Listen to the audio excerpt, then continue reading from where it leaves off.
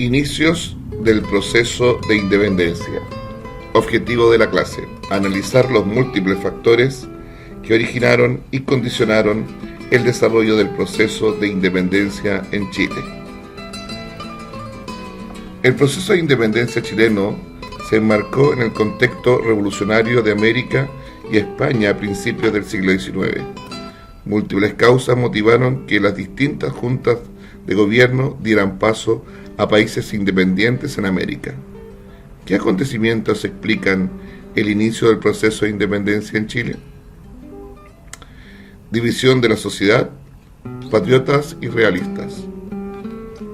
Tras el apresamiento de Fernando VII surgieron en Chile dos posiciones respecto a cómo enfrentar la nueva situación política.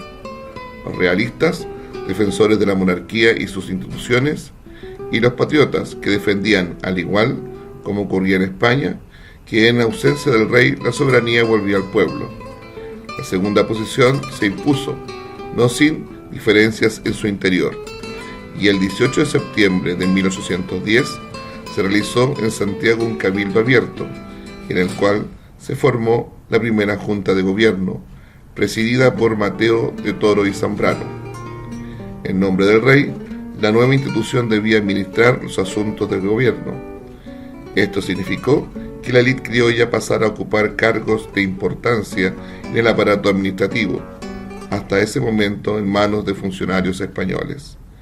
Este hecho marcó el inicio del periodo conocido como Patria Vieja. En Chile, los patriotas buscaban reformar la administración, reorientar el comercio y la economía e incluso avanzar hacia la independencia total respecto de la metrópoli. Con todo, el grupo de patriotas tampoco era homogéneo, cuestión que se expresó en las disputas que siguieron a la independencia y que tenían relación con la construcción del Estado de Chile. El primer Congreso Nacional y el gobierno de José Miguel Carrera. La primera Junta de Gobierno convocó a un Congreso Nacional de delegados de todas las provincias y ciudades más importantes, con el objetivo de conformar un gobierno nacional. Los españoles, que aún mantenían el control de la Real Audiencia, intentaron demorar las elecciones, pero la repentina muerte de Mateo de Toro y Zambrano, el 25 de febrero de 1811, convocó a Juan Martínez de Rosa, de los llamados patriotas exaltados, que sostenían ideas más radicales en la dirección de la Junta. En un intento de impedir la elección del Congreso, el 1 de abril, el teniente coronel español Tomás Figueroa encabezó un levantamiento armado que fue violentamente reprimido. Finalmente, el primer Congreso Nacional se instaló el 4 de julio de 1811 en el edificio de la Real Audiencia. Su número inicial era de 36 diputados, pero se incrementó en 6 debido a que el Cabildo de Santiago reclamó el derecho a tener 12 diputados por el mayor número de habitantes de su suscripción. Esta maniobra permitió que los más reacios a realizar reformas tuvieran el control del Congreso. En las primeras sesiones se debatió sobre la formación de una junta ejecutiva. Era de suponer que el nuevo gobierno, estaría compuesto por el grupo mayoritario de los congresales, es decir, del ala más moderada. Para impedirlo, el pequeño grupo de patriotas criticó la excesiva representación de la capital y la decisión de realizar unas sesiones a puertas cerradas y no en forma pública. El diputado Manuel de Salas propuso para la elección de un nuevo gobierno la división del país en 3 provincias, Coquimbo, Santiago y Concepción, en las que los diputados respectivos elegirían a sus representantes para la Junta. Al ser rechazada la propuesta, el grupo de exaltados se retiró del Congreso. En los meses que siguieron, las discusiones sobre la nueva Junta siguió siendo el tema central. Finalmente, el 4 de septiembre de 1811, José Miguel Carrera, a la cabeza de los patriotas exaltados, irrumpió en el Congreso con un golpe de fuerza que contaba con el apoyo de cuerpos militares. Allí presentó un conjunto de demandas que fueron aceptadas dada la presión militar. El número de representantes que tenía la capital se redujo a la mitad, asegurando la mayoría para los patriotas exaltados. Y se eligió una nueva junta, compuesta además por Bernardo O'Higgins y Gaspar Marín. Para aplacar la oposición que esta acción despertó en algunas provincias, se enviaron emisarios a restablecer la unidad nacional, entre los que destacó Bernardo O'Higgins, quien se dirigió rumbo a Concepción. Después de esta acción, el Congreso perdió fuerza y el 2 de diciembre Carrera decretó su disolución, alegando para ello que las elecciones habían sido viciadas. La guerra por la independencia. El virrey del Perú, Fernando de Abascal, quien ya había enviado tropas a enfrentar a los revolucionarios rioplatenses, mandó una primera expedición de reconquista a Chile, que se embarcó en San Vicente, cerca de Concepción, el 26 de marzo de 1813. Ese ejército, al mando de Antonio Pareja, se apoderó de Talcahuano, Concepción y Chillán, y siguió rumbo al norte. En Santiago, el Senado nombró comandante en jefe a José Miguel Carrera y designó una nueva junta de gobierno. Carrera partió rumbo al sur y logró hacer retroceder a los realistas en el combate de Yerbas Buenas el 27 de abril del mismo año, recuperando Talcahuano, Concepción e inició el sitio de la ciudad de Chillán. Sin embargo, la situación pronto cambió. En enero de 1814 arribó una nueva expedición, comandada esta vez por el brigadier Gabino Gainza, quien avanzó hacia el norte y ocupó Talca. José Miguel y Luis Carrera fueron hechos prisioneros, mientras en Santiago un cabildo abierto nombró director supremo, con poderes extraordinarios, a Francisco de la Lastra, quien ordenó a Bernardo O'Higgins pactar con los realistas, firmando el Tratado de Lircay el 3 de mayo de 1814. El virrey del Perú, desconociendo este acuerdo, envió una tercera expedición al mando de Mariano Osorio. Los Carrera lograron escabullirse, dieron un nuevo golpe de estado y se enfrentaron a O'Higgins. Pero, ante la amenaza realista, unieron esfuerzos. Las tropas de O'Higgins y Juan José Carrera esperaron al ejército realista en Rancagua para detener su avance hacia el norte. El enfrentamiento se produjo entre los días 1 y 2 de octubre de 1814 y terminó con una aplastante derrota para los patriotas y el restablecimiento de las autoridades coloniales, razón por la que estos hechos se conocen como el desastre de Rancagua. Esto significó el fin del periodo de la Patria Vieja y el inicio de la denominada Reconquista. Ese mismo año, Napoleón fue derrotado en Europa. Nuevamente en el poder, Fernando VII derogó la Constitución de Cádiz de 1812 e inició los preparativos para reconquistar sus posesiones americanas. La situación había cambiado radicalmente para los patriotas.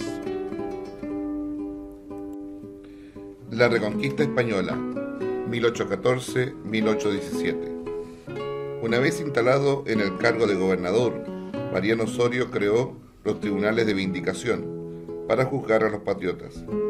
A muchos los encarcelaron y los considerados más peligrosos fueron desterrados al archipiélago de Juan Fernández, transformado en prisión. Quienes huyeron a Mendoza perdieron sus propiedades y sus familias fueron acosadas. En la represión se hizo célebre el batallón de Talaveras de la Reina, comandado por el sanguinario capitán Vicente Sambruno. Todas las reformas implementadas durante la Patria Vieja fueron eliminadas.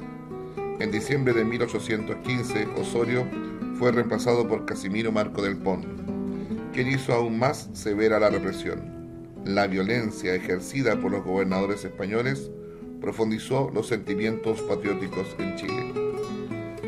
Muchos de los patriotas que habían migrado hacia Mendoza, en Argentina, se unieron al general José de San Martín, quien se encontraba organizando una expedición para cruzar hacia Chile y luego liberar Perú, centro de las actividades contrarrevolucionarias en América del Sur.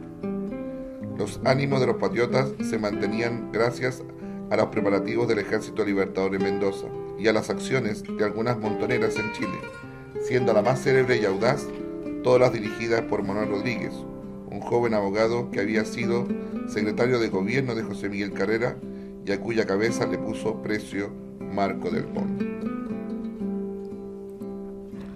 La Patria Nueva, 1817-1823. El Ejército Libertador inició el cruce de la cordillera en enero de 1817, con más de 4.000 hombres. El 12 de febrero, San Martín derrotó a los realistas en la batalla de Chacabuco y entró triunfante a Santiago. Era el inicio de la Patria Nueva. Después de esa victoria, un cabildo abierto de los vecinos de Santiago ofreció a San Martín el mando, cargo que rechazó para seguir hacia el Perú. Entonces se designó a Bernardo Higgins como director supremo.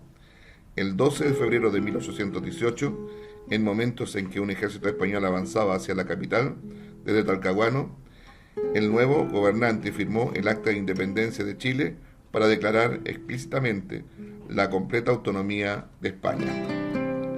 El 20 de marzo, las fuerzas patriotas fueron tomadas por sorpresa en el campo de Cancha Rayada, en las afueras de la ciudad de Talca, y, en medio de la confusión, O'Higgins resultó gravemente herido.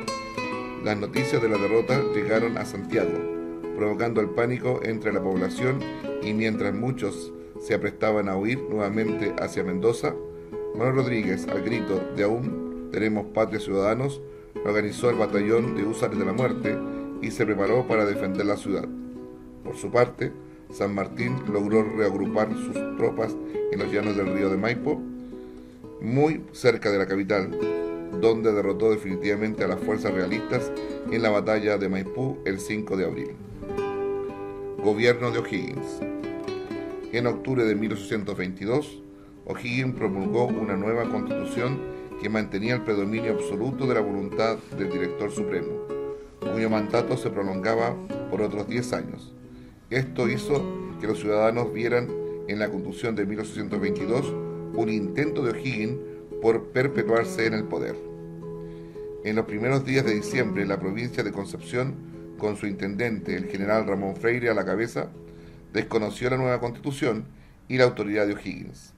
Semanas más tarde, Coquimbo también se levantó en armas.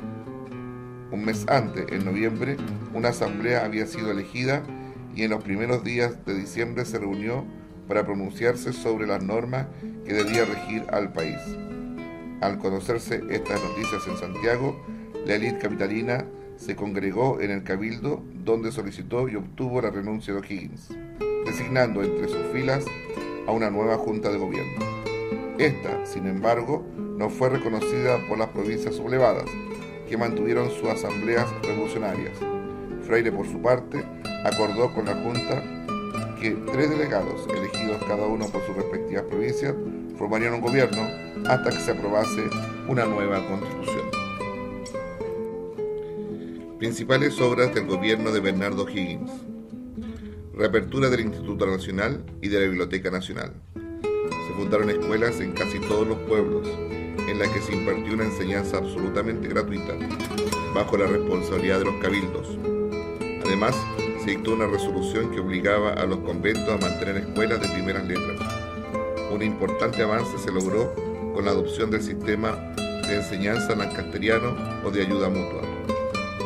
Fundación de la Escuela Militar y del Hospital Militar. Supresión de los títulos de nobleza y del uso de los escudos de armas. Creó la Legión de Mérito, decretó el fin de los mayorazgos. Principales obras públicas: Paseo de la Cañada, Mercado de Abastos, Cementerio General y pavimentación de las calles en Santiago, Cementerio para no católicos en Valparaíso, Fundación de la Ciudad de la Unión, San Bernardo y Vicuña. Organización y financiamiento de la Expedición Libertadora del Perú.